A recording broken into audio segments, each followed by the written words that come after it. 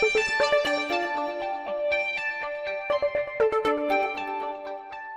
hi, and welcome to Political Quickie, your political show that subjectively discusses current affairs in South Africa and all around the world.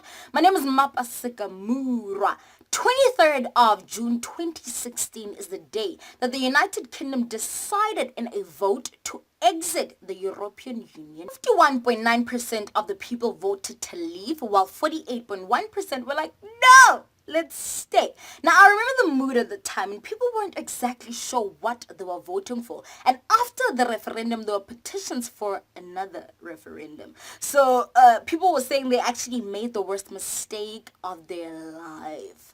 David Cameron, who was the prime minister at the time, actually resigned because he advocated to remain within the EU. And he was like, well, I am not the right person to lead you guys to Brexit. The reason why Theresa May and Brexit have been in your headlines is because they've drafted a withdrawal agreement, right, which has actually been controversial, resulting in the Secretary of Brexit along with other key people to resign.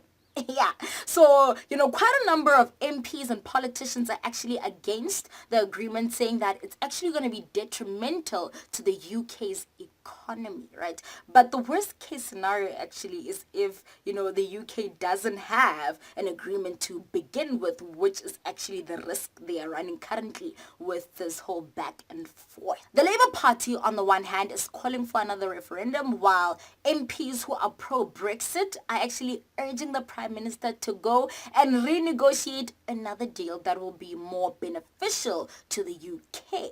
Now, judging from that spontaneous election that Theresa May herself called, right? We saw the Conservative Party lose its majority in Parliament and it had to form a coalition. So we can safely say that actually the people do not want Brexit at this point. If Theresa May does decide to give the people another referendum, and the people decide to stay within the EU, we all know that the EU is going to make it very, very difficult for the UK to stay. The only politically reasonable thing to do is actually to just figure out an agreement that's actually beneficial to both the EU and the UK. Yeah, so we'll see how that rolls out. But instead of everyone freaking out, I think it's best to just put your heads together and figure out a solution. There's quite a bit of time, all right? So yeah, that is it. My name is Mapasika Mura. Use your talents to serve humanity, and I will see you guys next week. Goodbye.